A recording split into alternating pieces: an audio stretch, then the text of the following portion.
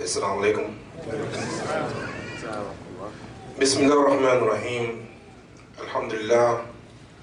Ashhadu an la ilaha illallah wahdahu la sharika lah. Wa ashhadu anna Muhammadan abduhu wa rasuluhu amma ba'd. I want to thank you, my brothers and sisters, our invited guests. We're very honored and thankful to Allah the Almighty that you came to be with us tonight for a few moments. Hopefully you will benefit what we're going to say. I always like to begin with a supplication that our Prophet made, peace and blessing be upon him. And this supplication is a reminder for me as a speaker. And it's also a reminder for you as those who would listen.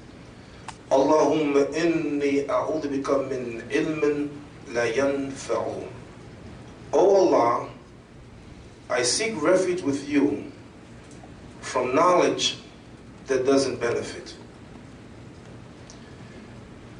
Inshallah, you hear a lot of things tonight from me. A lot of things. A lot of information. But everything I will say today, for you, you must ask the question, what benefit is it for me?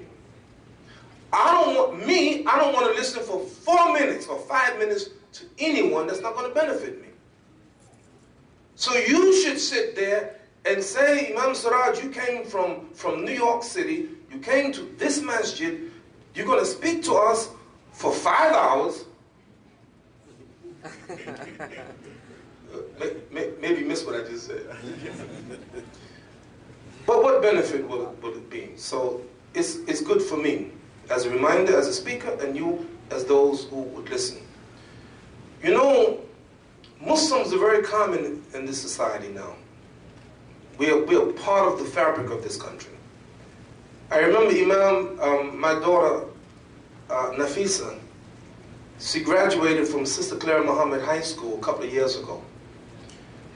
And what was amazing about the graduation ceremony is those who participated in it, those in the audience. And I looked around and noticed that half of the audience were non-Muslims. Because that's the way we are right now. We are part of the society. If I ask you, which basketball player is the most prolific scorer in the history of the NBA, who would you say? Kareem Abdul-Jabbar, a Muslim. If I would ask you which basketball player in the NBA is the most prolific blocker in NBA history, who would you say? Hakeem Olajuwon. So everywhere you look, you see Muslims.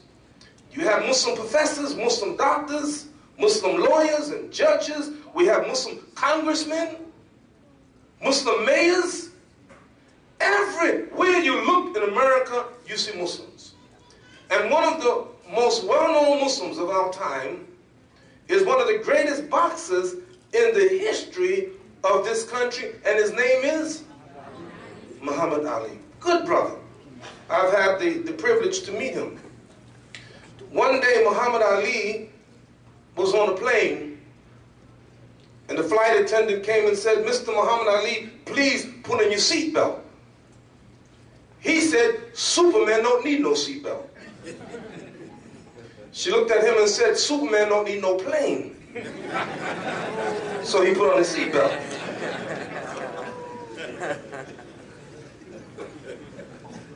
So what we need is not supermen, superwomen. We need people. Many of you have heard about the masjid of which I'm the imam.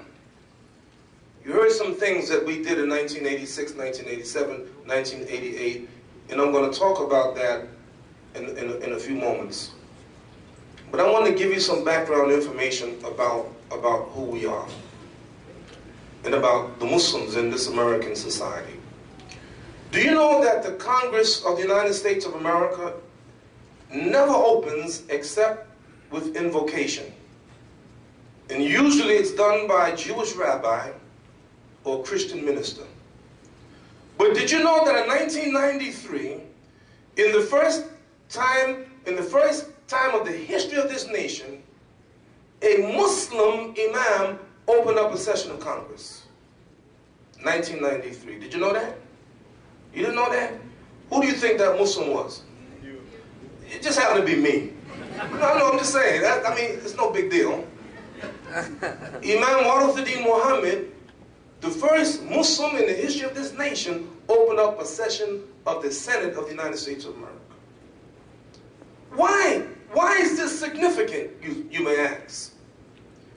It's so significant, I got phone calls from people in Mecca who watch that news all day long. People called me from Mecca and invited me to come to Mecca just because I opened up a session of Congress.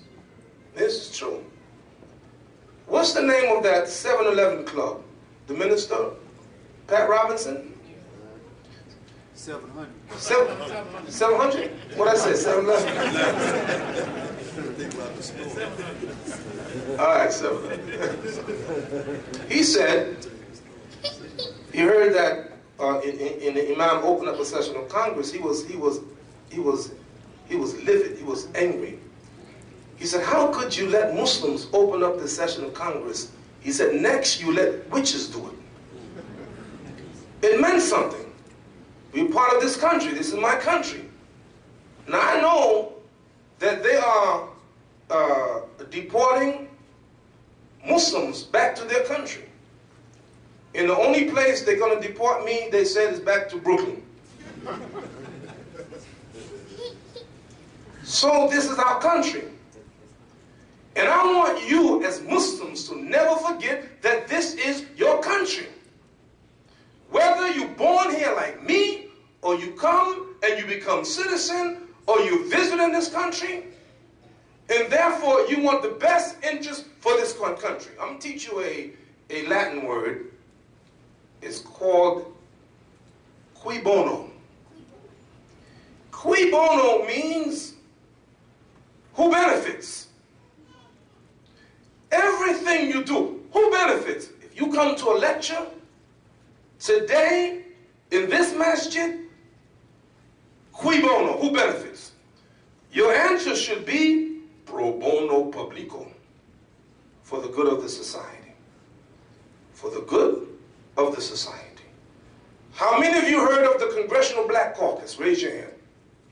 The Congressional Black Caucus is an organization within the Congress of the United States of America by African-American congressmen and women. And they look after the interests of their constituency, African-Americans. Nothing wrong with that. Who can tell me the motto of the Congressional Black Caucus? Anyone? The motto of the Congressional Black Caucus is this: black people have neither permanent friends nor permanent enemies, just permanent interests.